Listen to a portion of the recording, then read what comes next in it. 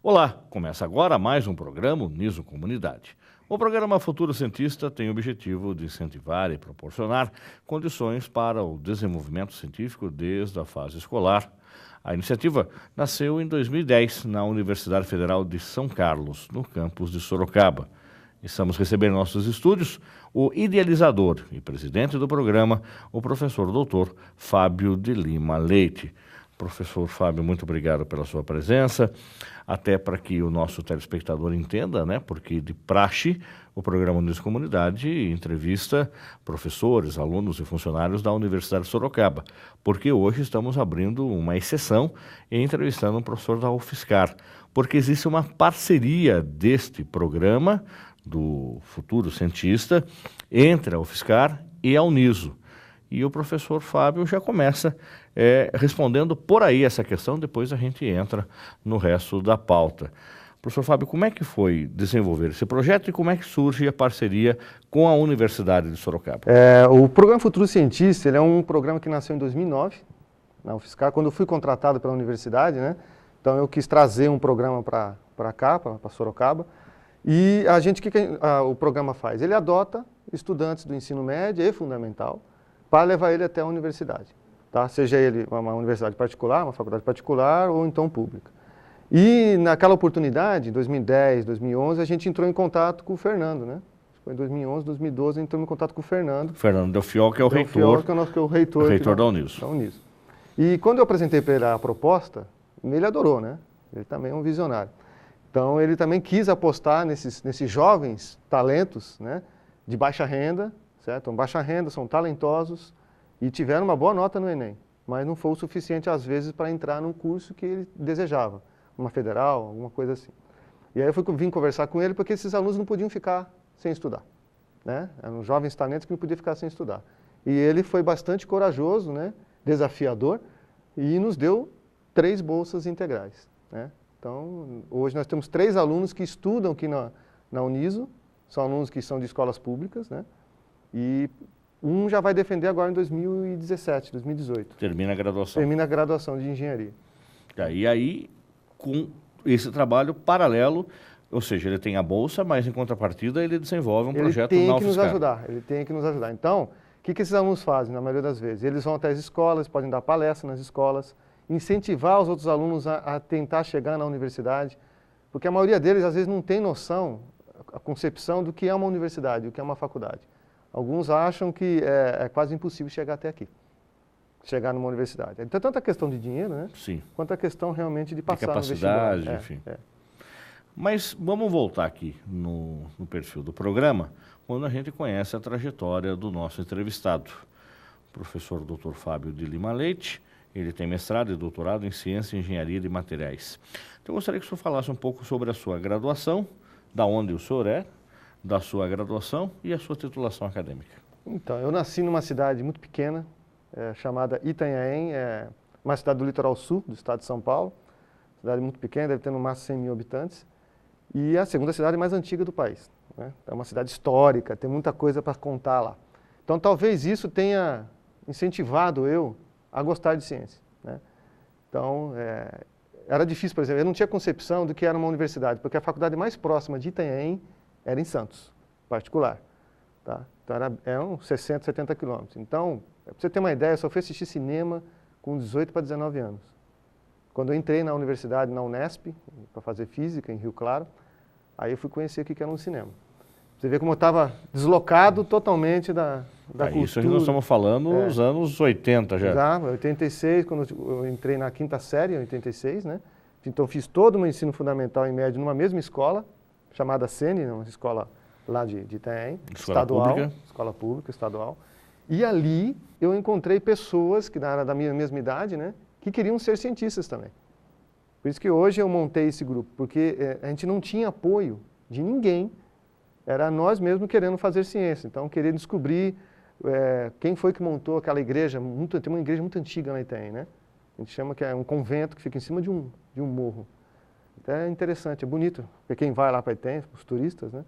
E a gente queria entender quem é que montou aquilo. Então, a gente montava os clubes de ciências, nós mesmos, e a gente ia lá, fazia alpinismo, fazia a exploração. Pesquisa de campo. Fazia pesquisa de campo, a gente adorava fazer aquilo ali. Aí o senhor entrou na graduação em Física e continuou a sua trajetória aí com mestrado e doutorado na área. Fiz graduação em Física em Rio Claro, na Unesp, né? E depois fui fazer um mestrado e doutorado na USP, em São Carlos, né? Então fiquei na Embrapa ali, junto com a Embrapa, então fiz meu doutorado e meu mestrado tudo lá. O que o senhor estudou dentro do seu projeto de mestrado e doutorado em Física? A nossa ideia, pelo menos no doutorado, que é mais extenso, né? São 4 anos, a gente tinha uma ideia de desenvolver um sensor para a detecção de pesticidas e herbicidas, né? Em rios, em solo. Um trabalho junto com a Embrapa. Junto com a Embrapa, por isso que tinha essa ligação com a Embrapa. E no final de 4 anos ou 5 anos a gente conseguiu desenvolver esse sensor. É um sensor muito pequeno, na escala nanométrica, né? A nanotecnologia, né? E daí desse sensor partiu hoje a minha área de pesquisa hoje, a minha atual área de pesquisa. Então hoje eu trabalho com a área médica. Então eu peguei esses sensores que detectavam herbicidas e pesticidas em rios e transformei ele num sensor médico. Então um sensor para doenças do sistema nervoso, por exemplo. Agora, professor, como acho que quem está em casa nos acompanhando, começa aí a querer entender como é que o menino lá de Itanhaém, junto com um grupo de colegas, sentia aí umas preocupações ou questionava algumas coisas e de repente vem com toda essa trajetória acadêmica para se tornar um pós-doutor. O senhor chegou inclusive a criar um projeto de máquina do tempo? Como é que foi isso? Várias. Eu era um menino muito sonhador. E quem era a sua referência? Era algum programa de televisão que existia na época? Alguma literatura que o senhor tinha? Tinha uma série chamada Túnel do Tempo, na década de 70. E a minha referência sempre foi meu pai, né? Minha mãe e meu pai apoiaram muito eu ser cientista. Mas meu pai, eu tenho que tirar o chapéu. Ele tinha muita paciência comigo, né? Então ele me levava nos locais, ele pegava o carro e levava não só eu, mas a turma inteira. Mas ele não era da área? Ele não era da área. Meu pai é mecânico, tem só o ensino fundamental 1, até a 2ª série, e minha mãe também. Então a chance de eu não ir para a faculdade era muito grande. Ainda mais no local onde eu nascia, a situação nossa era desfavorável. Tanto que meus irmãos não foram para a faculdade, né? Só eu fui. E desses amigos meus, alguns não chegaram até a universidade. Acabaram se envolvendo com drogas, outros realmente se deram bem, escolhendo uma outra linha, né? Não sendo pesquisadores. Então eu era muito sonhador, então eu queria viajar no tempo. O Túnel do Tempo era a sua referência? E aquela série era uma referência para mim, né? E aí eu ficava montando no meu quarto, eu entrava dentro do meu quartinho, um barraquinho que meu pai montou lá, onde ele fazia os motores dele, né? Porque ele era mecânico. Então ele montou um barraco atrás de casa. Eu utilizava esse barraquinho como se fosse um laboratório. Aliás, tem uma reportagem que saiu no estado de São Paulo, em 1991, quando a gente montou uma antena parabólica com guarda-chuva velho. Saiu no estado de São Paulo isso, e lá tem uma foto do barraquinho onde a gente se reunia. Essa matéria foi super importante, porque foi um incentivo de eu acreditar que eu poderia chegar numa universidade, mesmo nunca tendo conhecido um cientista até entrar numa universidade. Esse é o grande problema. Hoje, para você convencer uma criança, um jovem adolescente a ser cientista, ele não tem concepção de que isso pode mudar o mundo. Um cientista ele pode mudar o mundo, né? Um professor pode mudar o mundo. E como é que o senhor enxerga esse jovem cientista? Hoje nós temos uma geração que está aí no Facebook, ela está nas redes sociais, ela muitas vezes está dispersa, contaminada por um monte de bobagem que você tem nas redes sociais, sem estar dando um foco diferente até do ensino público da época, acredito que o senhor... Isso. O senhor está com quantos anos? Eu estou com 40. Tá, 40 anos, então o senhor tem um ensino... Eu peguei 80 e 90. Um público até de boa qualidade, hoje infelizmente está degringolado. E como é que a gente de repente descobre nesse menino, nessa menina, um potencial para ser um jovem cientista nesse mundo disperso e com a quantidade gigante de informação? A gente fala que tem muita informação, mas tem pouca qualidade de conteúdo. O que a gente faz? Quando a gente entra na escola, eu geralmente vou dar uma palestra, que a gente chama de palestra inaugural, né? Nessa palestra inaugural estão todos os estudantes lá, os professores, os diretores, o secretário de educação, está tudo junto na mesma escola, né? Então, recentemente a gente foi em Iperó, que é a cidade que fechou com a gente recentemente.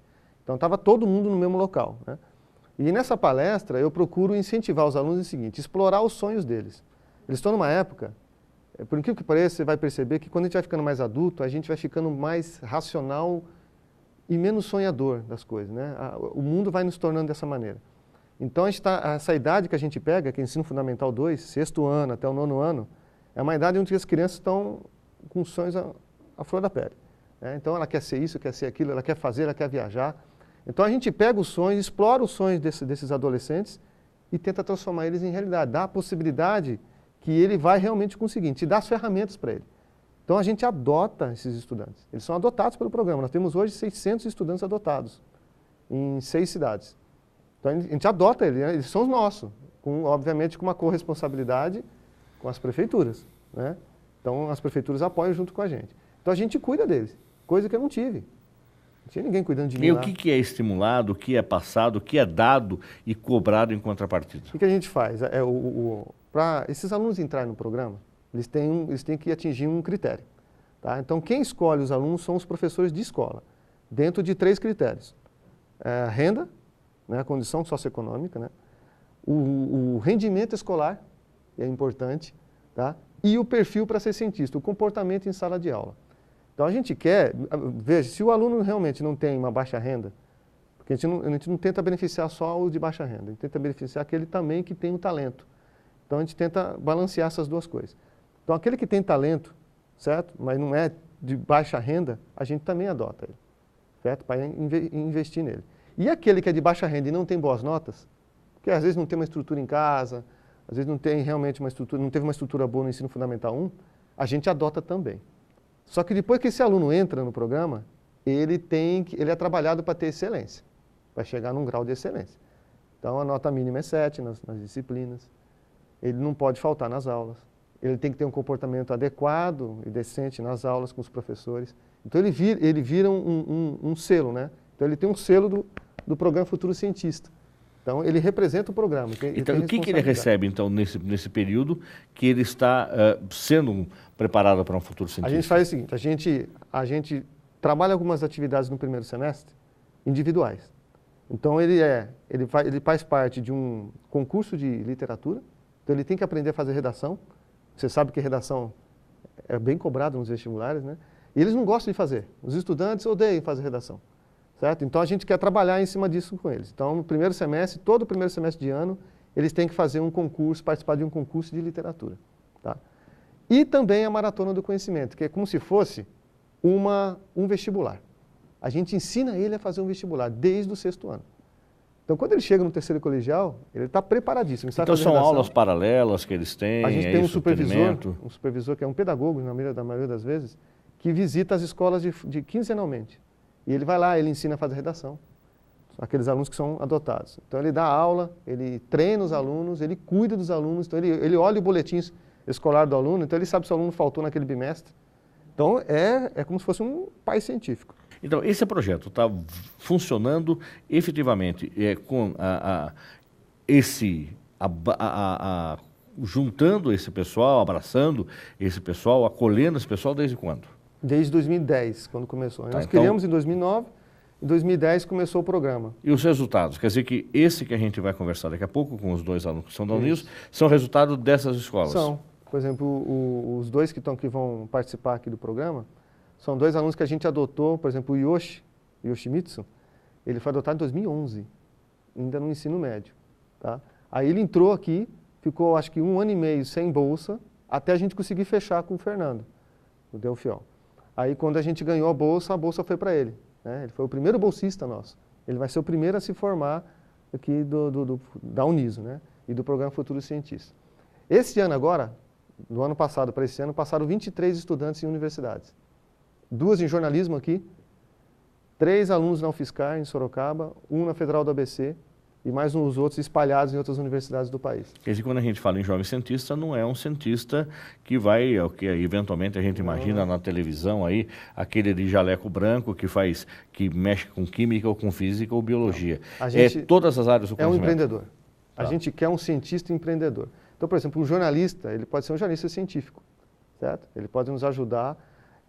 Por exemplo, nós temos uma jornalista, a senhora Miriam, trabalha com a gente, e essas 2 alunas que passaram aqui em jornalismo vão trabalhar com a gente no estágio, lá na UFSCar, no Programa Futuro Cientista. Vão nos ajudar a fazer a divulgação do programa, a escrever as matérias. É um estágio muito importante para eles. Então, às vezes, a gente não quer só aquele que é o cientista de laboratório. O programa ele visa trazer jovens em situações de risco, na maioria das vezes, para a universidade.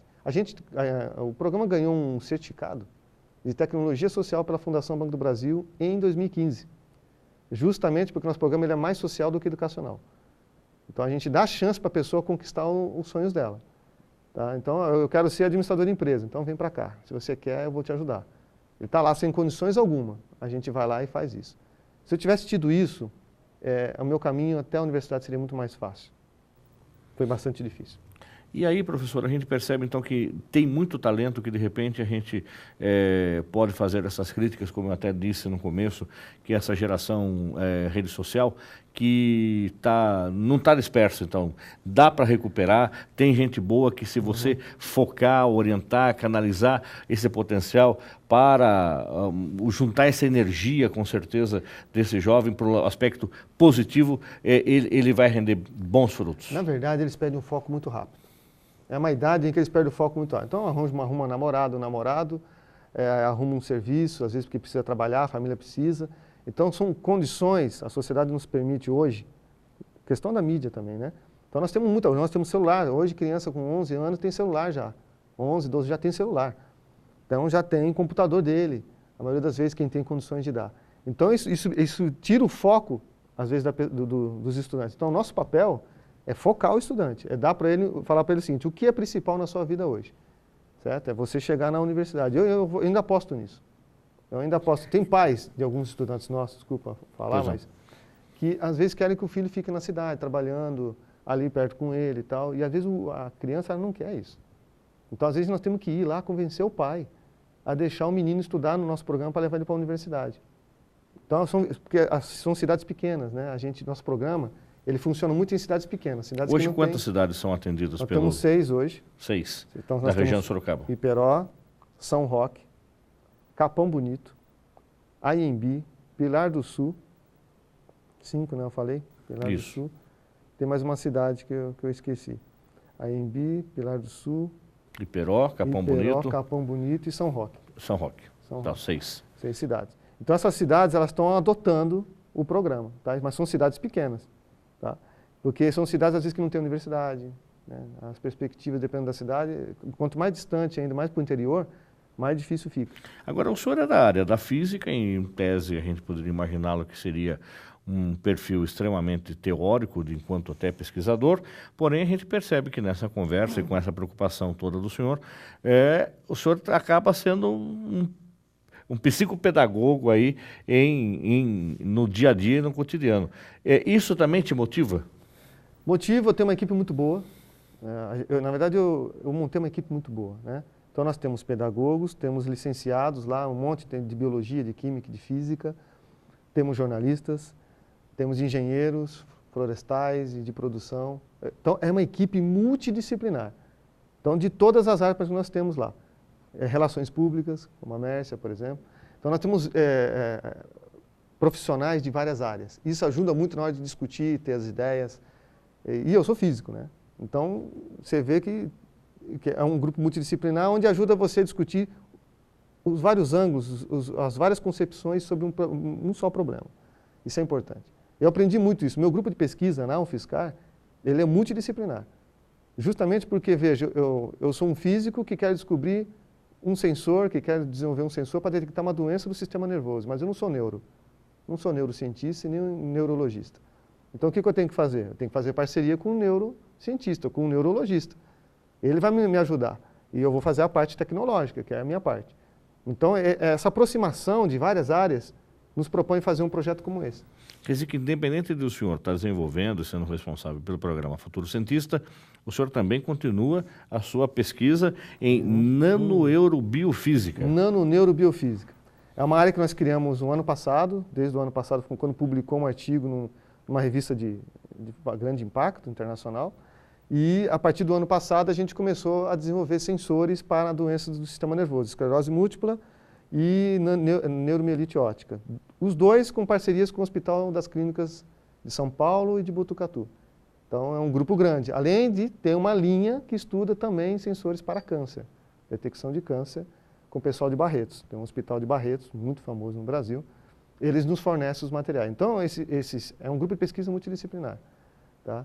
Então, os meus alunos estão acostumados com isso. É difícil para eles. Veja, um biólogo, é difícil para um biólogo e para um físico, eu, como físico, entender biologia. Eu tenho que dar um passo bastante grande, tenho que estudar muito para isso, para cada formação básica. Então, tem que sair da zona de conforto. Então, o futuro cientista também as pessoas têm que sair da zona de conforto. É difícil, cara, não é fácil.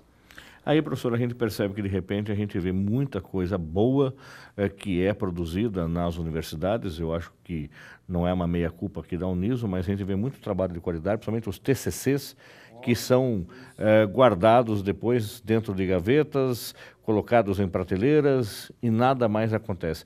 É isso que o senhor não quer que aconteça, é despertar desde o jovem, mas também pegar, acompanhar, como esses alunos que a gente vai entrevistar daqui a pouco, que ele não termine sua graduação com a bolsa, mas que ele continue pesquisando, que ele continue desenvolvendo, porque isso vai trazer benefícios para a comunidade. Isso. Na verdade, o que a gente espera desses alunos, é que eles sejam um exemplo para o restante, que não está na universidade.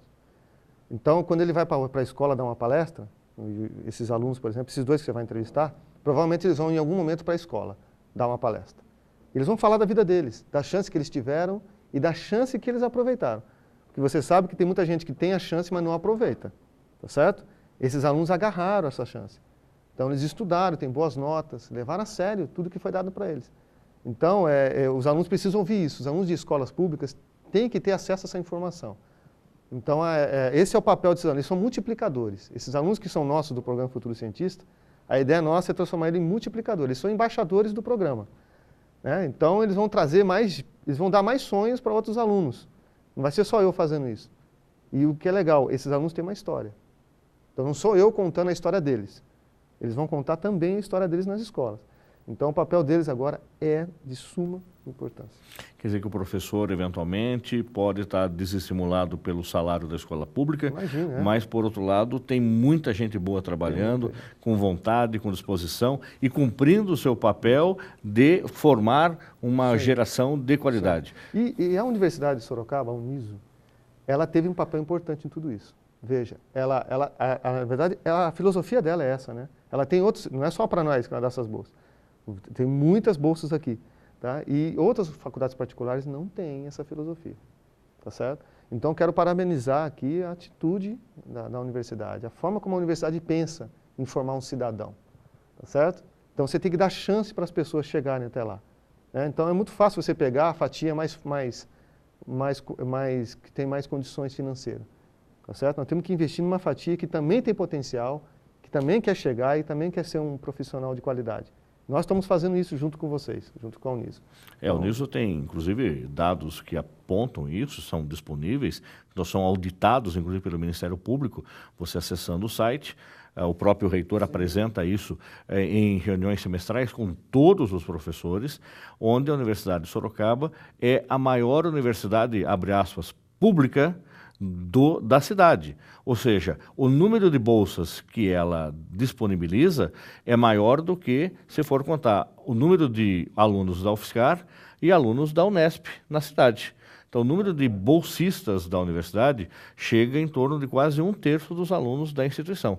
Bolsas das mais variadas naturezas.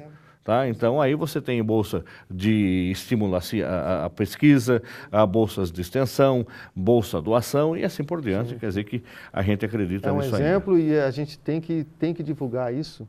A comunidade precisa saber as oportunidades que ela tem. Né? Então, às vezes, por exemplo, ela não consegue, ela não quer, a faculdade que ela quer fazer só tem no Rio de Janeiro. Ela quer fazer cosmologia, né? Mas não consegue, não teve condições de passar. Existem outros planos, né? Ela não pode desistir. Esse é o nosso papel. É dar a oportunidade para a pessoa assim, não, você não vai desistir. Existe o plano A, o plano B, o plano C, o plano D. Nós temos que investir nisso. Então, existem outras oportunidades aqui em Sorocaba. Sorocaba é uma cidade muito boa, né? Professor, tenho certeza de que quem está nos acompanhando está apaixonado pela nossa conversa, pelo senhor, e quer saber mais, quero levar a minha escola, a minha escola quer ser beneficiada, o meu filho estuda escola pública e ele precisa conhecer isso, preciso dar o norte para esse jovem.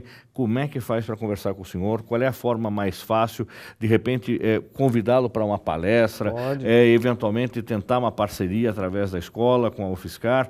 Como é que faz? Então, a sede do Programa Futuro Cientista fica na Universidade Federal de São Carlos, aqui em Sorocaba. E quem tiver interesse de acessar e ter mais informações, é acessar o nosso site, www.futurocientista.net. Acessou lá, vão ter todos os contatos que a gente precisa. Ou entrar em contato com vocês, eu vou deixar meu contato com vocês, caso alguém não nos ache no site, e aí você pode nos passar esse contato caso alguém precise, tá? Mas a gente é da UFSCar, então é fácil acesso, só ligar lá na UFSCar e pedir para falar com a gente do Programa Futuro Cientista. E precisar dar a palestra, eu vou. A gente tem uma equipe que possa fazer isso. Só repete mais uma vez o endereço. Isso, é www.futurocientista.net. Tá certo. Tá? É a forma mais fácil. Caso contrário, você também pode entrar em contato, você pode acionar aqui o próprio Niso Comunidade. Nós estamos lá no Facebook, é o Niso Comunidade no Facebook. Você pode mandar a sua mensagem que a gente faz a ponte também para você conhecer mais esse projeto. Professor Dr. Fábio de Lima Leite, muito obrigado pela sua participação no nosso programa, e a gente vai continuar com o assunto, onde nós vamos receber 2 alunos da universidade que fazem parte desse programa. Sucesso para o senhor. Obrigado pela oportunidade e pela possibilidade da gente expor o nosso programa. Agradeço demais. Vamos para o intervalo? Voltamos já.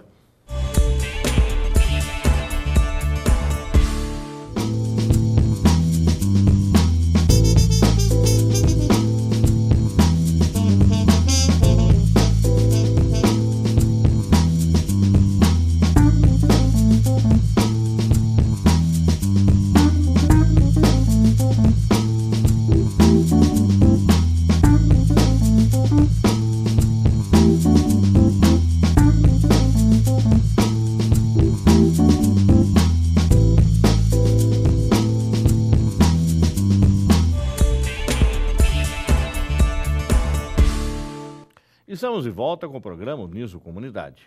Nesse bloco, estamos recebendo os alunos da Universidade de Sorocaba que fazem parte do programa Futuro Cientista.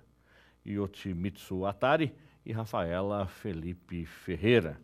O Yoshimitsu, ele faz engenharia civil na Uniso desde 2012 e a Rafaela começou agora o curso de veterinária. Lembrando que nós tivemos no bloco anterior com a presença do professor Dr. Fábio de Lima Leite, ele que é coordenador do grupo de pesquisa em nanoneurobiofísica da UFSCar e responsável pelo projeto Futuro Cientista. Vamos saber então, primeiro da Rafaela, como é que foi ter conhecido o projeto? Rafa, como é que você de repente descobriu o projeto Futuro Cientista? Como é que você se envolveu com o projeto Futuro Cientista? E se ele é quem te trouxe para fazer a universidade. Tudo bem? Tudo bem. No começo, eles vieram anunciar sobre o projeto na minha escola. Tá, que escola que você estudava? Na Escola Estadual Jardim Primavera. Aqui em Salto de Pirapora? Em Salto de Pirapora. Tá. E eu me interessei, porque eu sempre gostei. Eu fiquei curiosa também para saber como que era, até que a nucleadora, que é a Andriele, foi até a escola e ela começou a montar os grupos. No começo houve várias desistências, mas o meu grupo permaneceu. Meu grupo se chama Ratafêlego e até aí eles deram uma proposta para a gente fazer um projeto científico. Então, o que era o projeto? Conte para a gente o que era. O projeto do aquecedor solar ecológico, que foi feito com garrafa PET e caixinhas de leite. E aí, como é que vocês tinham uma ideia do que ia ser feito? Esse mediador foi que sugeriu o assunto, o tema, ele que trouxe o material para vocês, ele trouxe livros, pesquisa, vídeos. Como é que foi? Ou vocês tiveram uma iniciativa, vamos fazer um aquecedor solar, como é que foi? Então, a ideia foi nossa, mas a nucleadora foi a que nos orientou. Falou, não, esse projeto pode ser que dê certo, esse pode ser que não dê. E aí, como que está indo, como tá o desenvolvimento do projeto? Quantos membros desse grupo de trabalho de vocês? Era eu, a Letícia, o Gustavo e só. Vocês três. Isso, nós três. E aí vocês foram correr atrás de materiais para fazer a pesquisa? Isso. Como é que foi? Material. As garrafas, ler, e aí? O Isso. que aconteceu disso? Então, as garrafas PETs eram um total grande. Se não me engano, foram usadas umas 20 garrafas. Umas 20 ou 30 garrafas. Então, a gente foi é tipo um lixão que tem lá, onde eles separam os materiais. E lá tinha os materiais recicláveis, tinha as garrafas PETs e as caixinhas de leite. E é claro que a gente limpou tudo, né? Deixou mergulhado na água, limpou para poder fazer. E aí vocês fizeram uma experiência e de repente provaram que dava certo fazer um aquecedor solar. Sim. Usando desses materiais com baixo ecológicos. custo, é isso? Isso. Que esse era a principal ideia, né? Com materiais de baixo custo. E aí, como é que é? Havia uma avaliação? Foi uma avaliação disso? E aí? Sim, sim. A gente disputou com os outros grupos de outras escolas. E aí, foram disputados. E cada escola tinha uma pontuação. E quem atingisse a pontuação maior era o que ganhava. E tiveram vários ganhadores. E de vocês também foi selecionado, então? Sim, sim. E aí, como é que surge o curso de veterinária na sua vida? Bom, o curso de veterinária é uma paixão, assim, um amor desde criança. No início, eu não sou daqui, eu sou de São Paulo, nasci em São Paulo, morei em Osasco e eu morava em apartamento, até os meus 9 anos. E o meu contato com os animais era com animal de rua, porque eu não podia ter na minha residência um animal. Então, o que acontecia? Eu visitava minha tia, que ela morava num condomínio, e lá tinha os animais abandonados. E o que eu fazia? Eu recolhia esses animais, cuidava, tipo, temporário. Levar para casa da tia. Isso, da minha tia. Legal, né? Tirava todos os carrapatos, bernes. E deixava para a tia cuidar depois. Sim. Tá. Sim. Funcionava assim. Daí, depois dos 9 anos, quando eu me mudei, né? Me mudei para o estado de Pirapora, eu comecei a residir em chácara. E aí eu pude ter a oportunidade de ter animal. E hoje eu tenho 4 cachorros, já tive 15 gatos, todos castrados. Quando tem berna eu tiro. Às vezes, em casos, precisa levar na veterinária. Vamos supor, esses dias eles foram atacados por ouriço, né? Porque meus cachorros... É horroroso daí, né? Ficam os espinhos na boca. Sim, daí alguns eu tirei e alguns eu tive que levar na veterinária. E aí você, de repente, como é que foi? Os seus pais também topam, acreditam em você, toparam você recolher os bichos dentro de casa? Como é que foi? Sim, com certeza. Tanto que semana retrasada, eu, na verdade, resgatei um animal. Ele estava na estrada, daí eu falei, não posso deixar ele aqui, né? Fui, levei para casa. De início, meus pais ficaram, né? Tipo, nossa, Rafaela, não era para você trazer mais um, vou ter que castrar, é dinheiro. Mas aí depois eles começaram a pegar amor também e aceitaram. Muito bem. É um filhotinho. Aí você descobriu o NISO e veio fazer o curso de medicina veterinária, você começou esse ano? Isso, esse ano. Como é que você está sentindo nesses primeiros meses do curso? Tá? O que está gostando, o que já chamou sua atenção, o que você já aprendeu, como é que está a sua vida agora? Isso, de início eu sempre estudei escola pública, né? E acho que todos sabem que existe uma defasagem no estudo, né, de escola pública. Porém, ano passado, o PFC, ele me proporcionou um cursinho no Objetivo, com a parceria com o Objetivo. Eu não foi pago esse cursinho. E ele me ajuda hoje, né? Porque se eu não tivesse esse cursinho que eles me orientaram, eu não saberia. E também não saberia como enfrentar as provas, né? Eu estou tendo dificuldade com as provas, mas eu estou estudando, nunca vou parar de estudar. Eu não sou bolsista ainda, mas eu creio que um dia eu vou conseguir uma bolsa aqui na Uniso, né? Porque hoje já é você e a Andriele, né? Isso. Que tem bolsa. Daí depois que eles terminarem, pode ser que eu consiga essa bolsa, porque essa bolsa pode ser contínua pelo ProUni. Pelo projeto, né? Isso. Então vamos conversar agora com o Yoshimitsu Atari, tá? O pessoal simpaticamente e carinhosamente posso chamá-lo de Yoshi, é isso? Isso mesmo. Tá.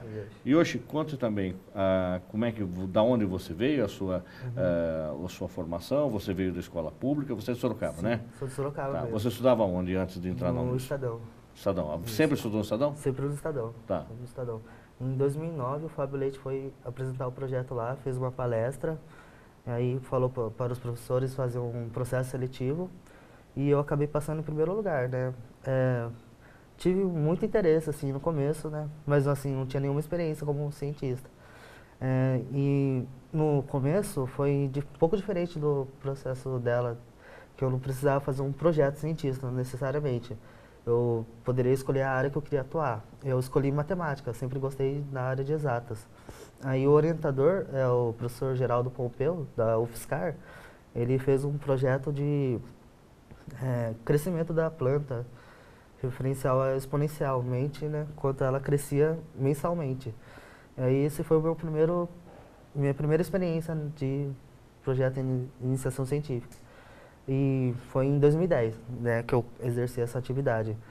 Aí, a partir de 2011, foi a finalização do curso, né, e já finalizei o terceiro colegial. Em 2012, eu ingressei na Uniso, no curso de Engenharia Civil. E aí, quando você estava, por exemplo, na época ainda do colegial, lá no ensino médio, fazendo esse projeto, você frequentava a UFSCar, você ia na UFSCar, você tinha esse contato mais próximo com o professor? Direto. Como é que era, de repente, você ainda menino, adolescente, dentro da universidade, com aquele universo totalmente diferente? Era uma situação gostosa, diferente, apaixonante, emocionante? Como é que era isso para você? Era uma coisa muito diferente, um sentimento muito diferencial, assim, eu nunca tinha chegado numa universidade pública como a UFSCar, assim, e de primeiro momento foi sensacional, assim, inexplicavelmente. E gostei bastante de lá. Estou até hoje participando do projeto, consegui a bolsa e foi muito bom. Agora aí você acabou escolhendo Engenharia Civil na Uniso. E por que Engenharia Civil e por que a Uniso? Então, a Uniso estava iniciando a parceria com a UFSCar, né? E Engenharia Civil eu sempre gostei, desde a 8ª série já tinha esse pensamento na cabeça. A área de construção civil, e gostava de exatas, aí eu acabei escolhendo Engenharia Civil, né? E meu pai já trabalha nesse ramo de construção civil também. Então, seu pai tem empresa, construtora, o que é? Não, ele faz reformas de pintura, às vezes parede tá com buraco, ele também faz essas partes, assim, mais simples. Ele é construtor, então, é um pedreiro? Isso. Tá. E aí, parte de reforma. Tá. E aí, quando você viu que você chegou a trabalhar com seu pai, ajudou em algum momento já? Sim. Tá. E hoje, quando você tem tempo, você ainda consegue conciliar, de repente, entre os estudos, entre a pesquisa e ajudar o pai numa obra? É difícil, mas sábado, assim, eu ajudo ele bastante, sábado, porque eu comecei estágio, daí ficou meio complicado auxiliar ele nesse tempo, assim, de estágio. E, de repente, como é que é para o seu pai? De repente, ver fazendo engenharia civil, ou seja, seguir acompanhar uma linha de raciocínio que o seu pai estava desenvolvendo, como construtor, como pedreiro, e aí ele sente orgulho disso, e você já aprendeu coisas com ele, já ensinou alguma coisa para ele? Aprendi bastante, e estou ensinando bastante agora, com a experiência do estágio. Algumas coisas ele não aceita, né, que tem experiência de vida, mas eu falo para ele... Tem a prática, daí você traz a teoria? Isso, eu apresento a teoria para ele, só que ele com a prática ele acha que está certo. Tento explicar para ele que não, mas a gente algumas coisas vocês vão se entendendo. Sim, sim. A gente tem ideia de abrir uma construtora futuramente, mas com a crise no momento a gente ainda não está conseguindo dar início a isso. E você está fazendo estágio do que hoje? De engenharia civil mesmo, na Caixa Econômica Federal. Tá. Aí você acompanha obras? Isso, acompanha as obras de habitação que eles fazem do governo. Tá. De mercado também algumas, que eles financiam, né, para construtoras grandes daqui de Sorocaba, e eu acabo acompanhando as obras diariamente. Aí você vai com o engenheiro, faz vistoria? Faço vistorias e o relatório, daí depois só o engenheiro assina. Daí. Muito bem. Aí, então, esses dois alunos que estão desenvolvendo esse projeto também na UFSCar.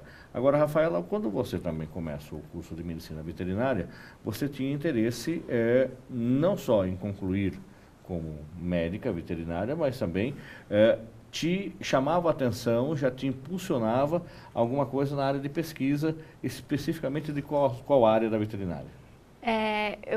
Eu tenho muita vontade de pesquisar sobre a sinomose, né, que é uma doença que até hoje não se encontrou um resultado eficaz, né? Tem a quimioterapia, tem os outros processos, mas não são tão eficazes. Então, Porque isso também dá conta, porque eu já tive uma cachorra que morreu por essa doença de sinomose. E como é que se contrai a sinomose? Como que se contrai a sinomose? Como é que o cachorro é através do carrapato, é através do ar? Tem ideia de como é que isso é contraído? Não, a sinomose, até onde eu sei, é uma doença que desencadeia no animal, assim, de uma hora para outra, que foi o que aconteceu. E já estava super grave, no caso da situação da minha cachorra, e nós tivemos que eutanasiar a cachorra, né? Porque já não tinha mais solução. Até nas primeiras semanas a gente tentou, só que eu estava sofrendo muito. E o veterinário optou, né? E pediu a ordem. Pela eutanásia. Isso, pela eutanásia. Agora, então você quer pesquisar isso, você quer ir a fundo nisso, você quer tentar trazer respostas para essa doença e outras tantas que, obviamente, você vai aprender no curso e pesquisando pelo caminho acadêmico, é isso? Sim, com certeza. Tá. E aí, eu acho que você tem alguma que a gente chama na academia, né, de problema que te chamava a atenção na engenharia, como resolver, como solucionar, e esse problema, de repente, você está pesquisando ou você veio aí com uma ideia, uma cabeça aberta, pronto para tudo que viesse, ou você ainda quero construir, usar uma técnica XYZ, como é que é? Não. Eu iniciei semestre passado meu TCC com foco em patologias de fissuras, umidade, de infiltração, porque eu trabalho na Caixa e ocorre muito isso, né? Quando são entregues as obras e durante 6 meses já inicia a aparência dessas ocorrências, das patologias.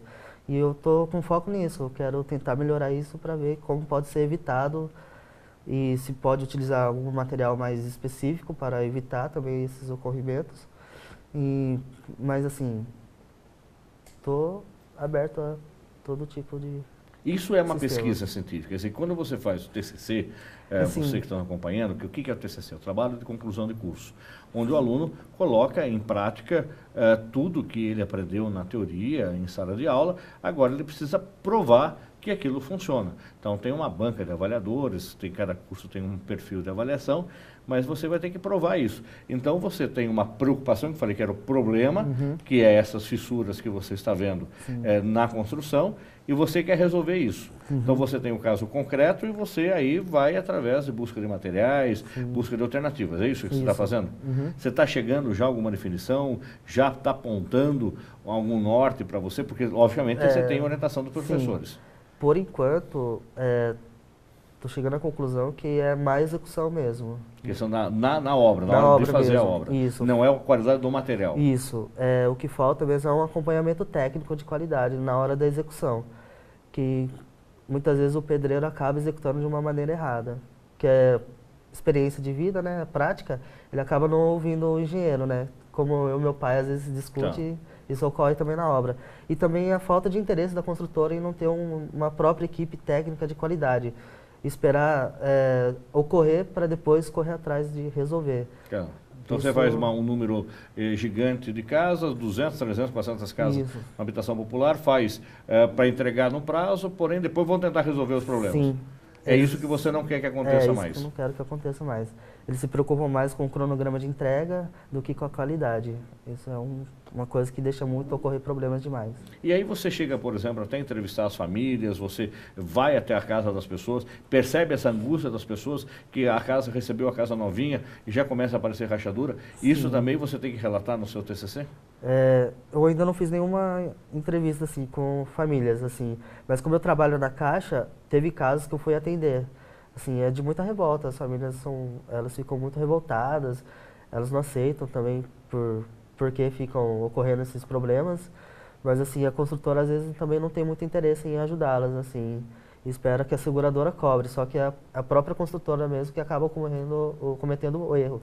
E isso fica uma briga entre elas. E muitas vezes é resolvido e outras vezes é ignorado.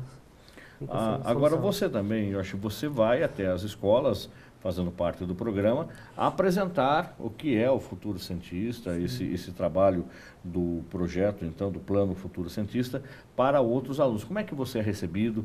O que você fala sobre o projeto? Como é que é? Então, muitos acham que é impossível chegar numa universidade, né? Então, eu chego e falo para eles que não é impossível, é possível. Tanto é que eu cheguei até aqui, não foi por acaso, né? Foi com muito esforço, né? E é o que eu sempre falo para eles. Se eles não terem a força de vontade de chegar aonde eles querem, ninguém vai ter por eles. Não adianta eu oferecer uma oportunidade e eles não agarrar. Isso eu tento sempre falar para eles, que na hora que eu faço as palestras, né? Em 2014 eu participei do PFC como nucleador. Eu fazia sempre essas palestras, assim, depois, em 2015, eu fiquei mais na parte interna do programa. E você já viu, por exemplo, algum aluno que de repente você deu a palestra em 2014, nós estamos em 2016, já entrar na universidade ou já bateu um papo com você e falar, olha, foi importante aquela palestra, aquela sua orientação, aquela dica que você deu, hoje eu cheguei aqui? Por enquanto não, porque eles estão na 8ª série. Ah, são mais jovens aí. ainda. São mais jovens, mas assim, muitos estão correndo atrás. No colegial eles estão se esforçando muito e eles querem estar numa universidade pública, assim, ou particular mesmo. Aí, obviamente, com mérito de ter bolsa também. Sim. Agora, Rafa, você também já está atuando de alguma forma, colocando em prática o que você aprendeu enquanto projeto do futuro cientista, enquanto universitária, você já está começando a conversar com os outros, você vai até a escola que você estudou e falar, olha, eu estive aqui, estudei aqui, hoje eu estou fazendo medicina veterinária. Como é que está a sua vida assim nesse sentido? Então, de início, quando eu publiquei, né, que eu estava cursando medicina veterinária na Uniso, todos os professores, nossa, parabéns, Rafaela, você sempre foi uma aluna muito esforçada e tal. Eu ainda não tive a oportunidade de ir na escola, né, para falar com os alunos, para criar uma esperança no coração de cada um, né, porque todo mundo sabe que é muito difícil, mas ainda não tive essa oportunidade. Mas pretendo. Mas está à disposição para trocar uma ideia com quem quiser falar com você? Sim, com certeza. Então, quem quiser conversar com você, eu queria que você deixasse aí o seu Face, tá? Daí, olha, puxa vida, eu me inspirei na Rafaela, ou eu tenho uma filha, um filho que quer fazer medicina veterinária, também está na escola pública, será que ele tem chance, tem oportunidade? Então, eu quero ouvir, não de um professor, de um mestre, de um doutor, mas quero ouvir da jovem que veio lá do estado de Pirapora para estudar na Uniso e que, de repente, tem o jeitinho do meu filho ou da minha filha.